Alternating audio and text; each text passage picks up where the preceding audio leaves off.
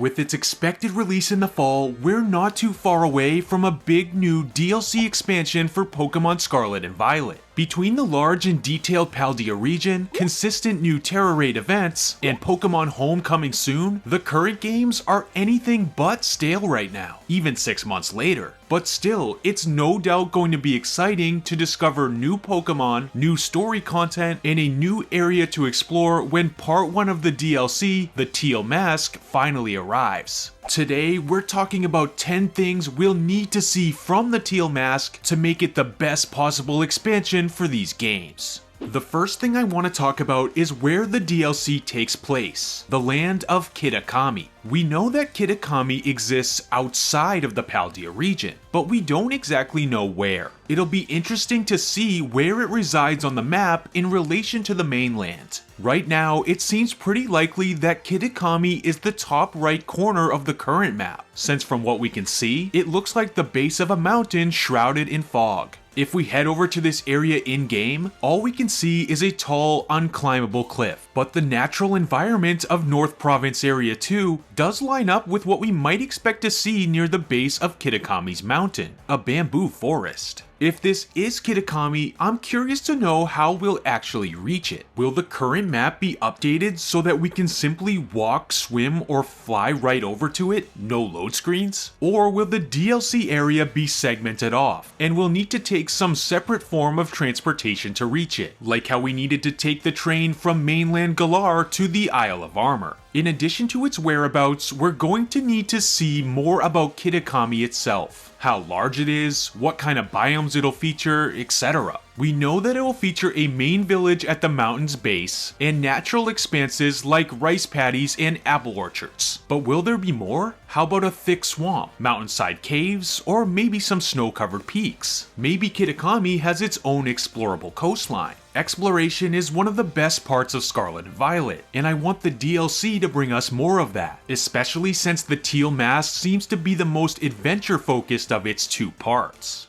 Secondly, we'll need to see official typings for Ogerpon and the new trio, that being Okidogi, Munkidori, and Pheasantipity. As of right now, their type combinations are anyone's guess, and I'll throw my hat in the ring with a guess as well. My theory is that all 4 of them, Ogerpon included, will share the dark typing, since they have a similar coloration and we know they're all connected lore-wise. Then, each will have its own unique type as well. Okidogi will be part fighting due to its sturdy build and large upper body. Munkidori will be part psychic type due to its facial expressions and the bead chain around its head. And Pheasantipity will be part flying type, for obvious reasons. An official reveal for these Pokemon will probably happen pretty soon, but if not, we'll just have to wait until we encounter them ourselves in the Teal Mask to find out more. Next, we need to see some more old favorite Pokemon return in this DLC. We have a solid list of some returning evolutionary lines based on info given to us already, but I'm willing to bet these won't be the only ones returning in the DLC's first wave. Since we know that Kitakami is going to have a lot of open fields and places of natural beauty, some of the currently announced Pokemon like Yanma, Yanmega, and the Shiftry line make a lot of sense if you think about it. More bug and grass types are certainly an option to return. I can imagine the Butterfree and Beedrill lines, the Ludicolo line, and many more viable choices. If we end up climbing to Kitakami's peak, I could imagine finding Pokemon like Absol or the Komo-o line on the way up. The possibilities are endless, and it will be great to see just how much the Teal Mask does to expand the Scarlet and Violet Pokedex. And for all the shiny hunters out there, don't forget that new environments mean places we can potentially hold new isolated encounter hunts. Let's say Vikavolt is the only electric type to spawn at the base of Kitakami, then boom, we have a new spot to use an electric type sandwich for an easy way to get our hands on a really cool new shiny.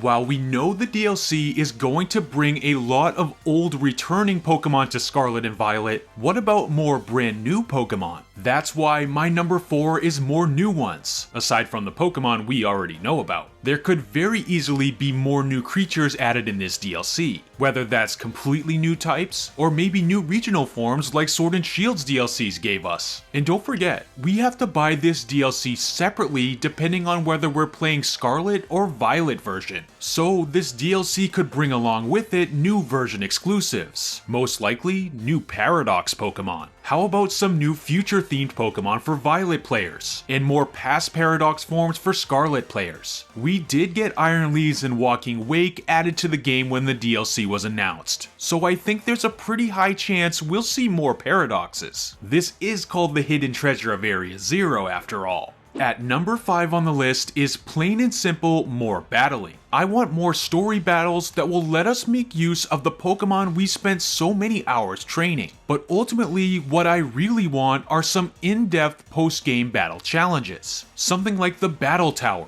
a true proving ground for our Pokemon teams. Or how about a mode where we're limited in some way? Maybe we're forced to build a team of rental Pokemon, or we get some sort of run-based team-building challenge mode. What about something similar to Dynamax adventures from Sword and Shield's Crown Tundra? This time facing terrestrialized Pokemon instead of Dynamaxed ones, with successful runs leading to a chance to capture a classic legendary at the end. Those were a lot of fun from last gen, and I'd love to see them return in a new way. Even something like the Eternal Battle Reverie from Legends Arceus would be a nice way to give players who've already seen and done it all even more challenges to overcome. Speaking of Pokemon battles, number 6 is Terra Raid Crystals in Kitakami. Depending on how big and explorable Kitakami actually is, I'd imagine we'll see new Terra Raid crystals all over its map. If this is the case, it will be nice to have a new set of crystals to check each day. And maybe, if Kitakami is completely separate from Paldea, players will be able to find 2 6-star raids per day, one in the main region and one in the DLC. Even if that's not true, Kitakami's Terra Crystals will likely promote many of the Pokemon newly added to this DLC, giving us the chance to find a lot of them with a unique Terra type. New promoted raids, like for the Kitakami Trio for example, would be great to see as well. Let's not forget about number 7, an expansion to the story.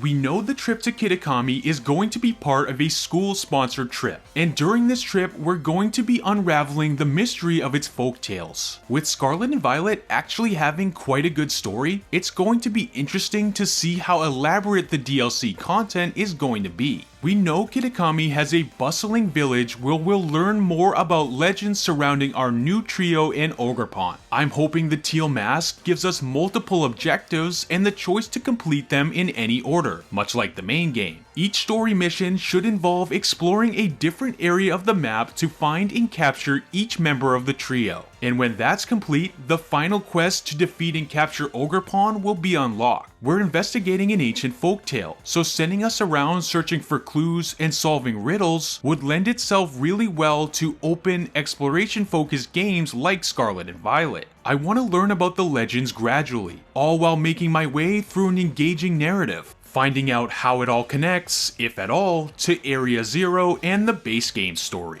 Next, I want to talk about a wish I have for this DLC that might be unlikely, but not impossible. We know there'll be a village at the base of Kitakami, and that will probably be a central hub, full of NPCs. This gives the DLC a chance to implement something the base game lacked: actual side quests. Give me a checklist of 30 or so tasks that will help incentivize exploration of the rest of Kitakami. We only need to look at Pokemon Legends Arceus to see how side quests can be effectively implemented into a game like this. A set of side quests with decent rewards will give all the exploring we'll be doing a nice added purpose. I'd be more than happy to catch a Pansear to help heat someone's home, or collect 5 Chesto berries for random villager X. No matter how trivial they seem, there's something uniquely satisfying about taking a break from the main story and working through a list of smaller objectives. And this is especially true in open world games. Adding side quests to this DLC would help alleviate one area I felt was a step backwards for Scarlet and Violet when compared to Arceus.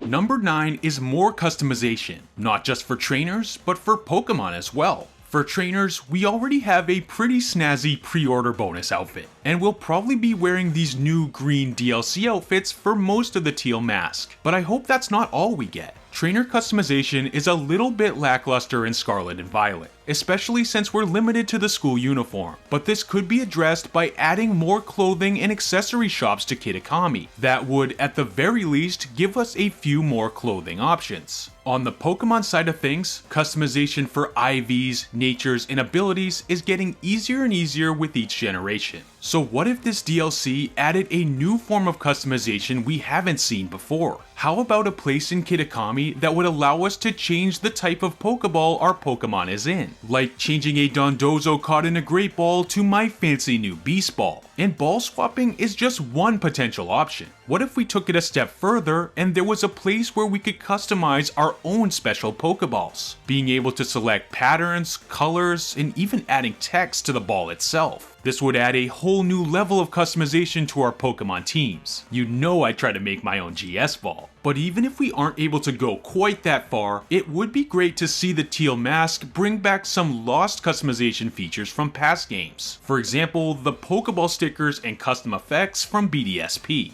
But what would be the point of new outfits or custom Pokeballs if we couldn't show them off to our friends online? That's why number 10, and the last thing we absolutely must see from the Teal Mask DLC, is being able to experience it all with other players. It will be a major disappointment if we aren't able to explore Kitakami alongside a few other friends. Multiplayer works like a dream in base game Scarlet and Violet, and I hope we can have a similar experience in the Teal Mask. Let us Union Circle it up as we make our way through all the new content. It doesn't have to differ from base game at all, just give us the functionality.